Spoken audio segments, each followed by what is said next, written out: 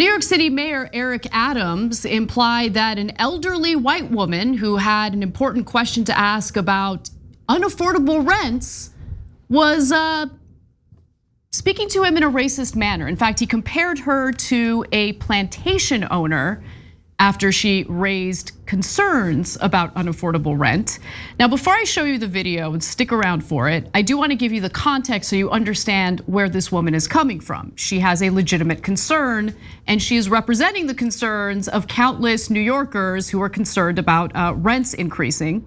So landlords will be able to increase rent by 3% on 1-year leases. They will also be able to increase rent by 2.75% for the first year on 2-year leases and 3.2% for a second year.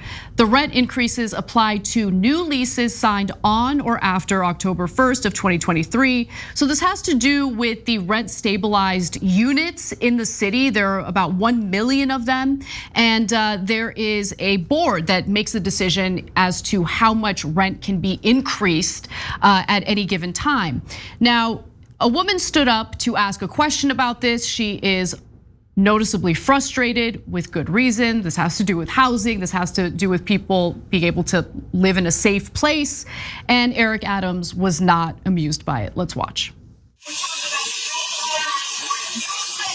Before and after you supported those rent increases, in Nashville, they had a 0% rent increase. Why in New York City, where the real estate is controlling you, Mr. Mayor, why are we having these horrible rent increases last year and this year? Okay, first, if you're gonna ask a question, don't point at me and don't be disrespectful to me. I'm the mayor of this city, and treat me with the respect I deserve to be treated. I'm speaking to you as an adult. Don't stand in front like you treated someone that's on the plantation that you own. Isn't it so wonderful when someone asks you a question that makes you uncomfortable, you could just weaponize race to shut her down? That's exactly what happened there. So this one has a little bit of nuance, not a lot. So the little bit of nuance is, yeah, it's true that a lot of times some folks talk down to minorities and they do it in a way that is grating on the nerves in every imaginable way. It's happened to me a little bit, but my God, I've seen it happen to black people in a way that is maddening, okay? So that's your context, and I get it. At the same time, when you become a representative of the people, you must be accountable to the people. And you can't just say, oh, okay, you've got a problem with rent. How dare you talk back to me? I deserve respect. Nah, okay. And to me, put aside the race thing for a second. The whole concept, and it is pervasive in America, that politicians deserve a lot of respect. I loathe it. I don't think they deserve that at all, at all. And I've seen people go into Congress and then all of a sudden say, I'm a congresswoman or I'm a congressman now. Who gives a damn? You're the same person, right?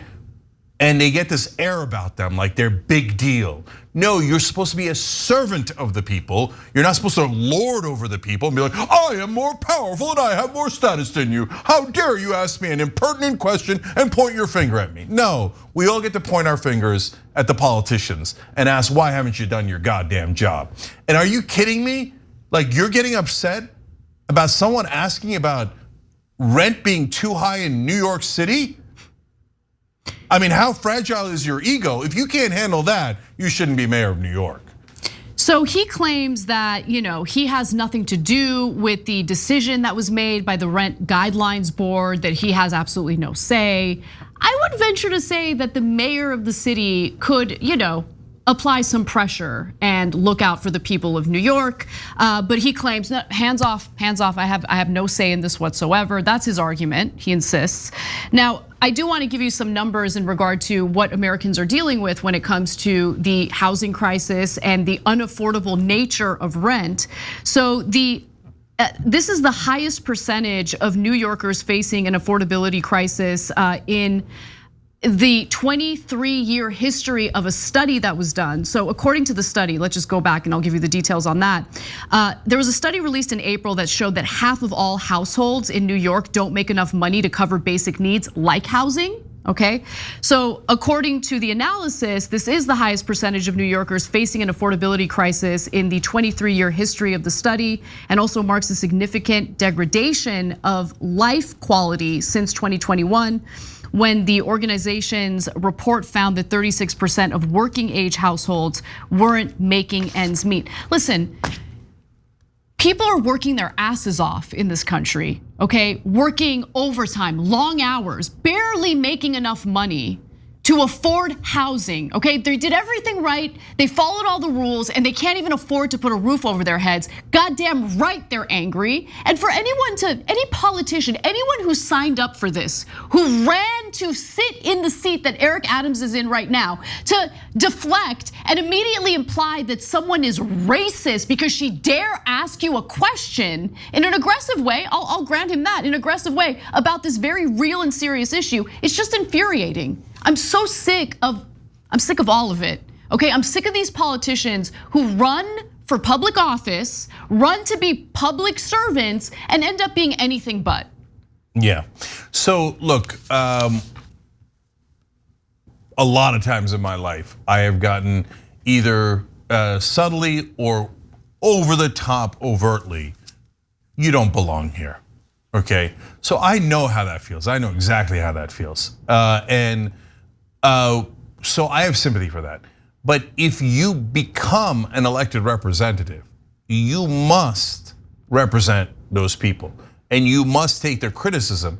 Look, we do a talk show here and we take your guys' criticism all the time, right? And we deal with it and we explain it, we agree, we explain the parts we agree and disagree, etc.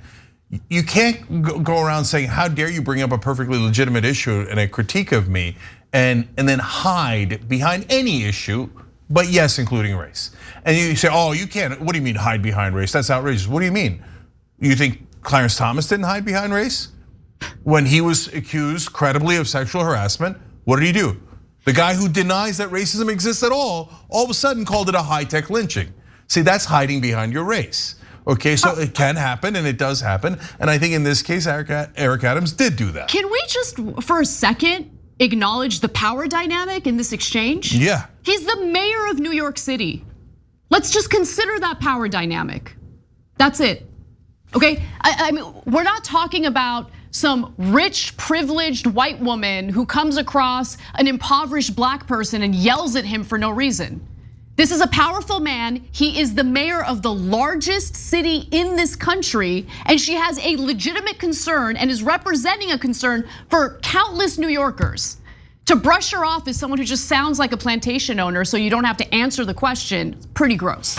And he didn't, he never answered the question. And so, look, here again, I'll use myself as an example, and it's not at all an exaggeration. I've literally had somebody grab me by the elbow and walk me out of a place saying you don't belong here, okay? So having said that, if I become the mayor of New York City, I don't get to say that anymore because I have achieved a status of power, and my job is to use that power on behalf of all of the citizens and not to make excuses. And also context matters. Now let me give you the other side of the context. Every mayor of New York City is pointed at and yelled at. I mean, Eric Adams, who is actually a moderate to conservative Democrat, you wanna see somebody getting yelled at, Bill de Blasio was yelled at. The former mayor of New York, who is a more progressive Democrat, was yelled at and pointed at 1,000 times, 10,000 times. So are mayors of New York yelled at? Hell yeah, they are. I mean, come on, it's comical, it's comical. It's New York City. If you can't handle a constituent and you won't answer a question and you come up with a lame excuse like that, that's embarrassing. By the way, last week, Eric Adams vetoed a package of 4 bills by the New York City Council that would have expanded the city's rental voucher program. Maybe that's why he immediately went to the race card to essentially avoid having to answer any questions. Thanks for watching The Young Turks, really appreciate it. Another way to show support is through YouTube memberships. You'll get to interact with us more. There's live chat emojis, badges. You've got emojis of me, Anna, John, JR. So those are super fun. But you also get playback of our exclusive member-only shows and specials right after they air. So all of that, all you gotta do is click that join button right underneath the video. Thank you.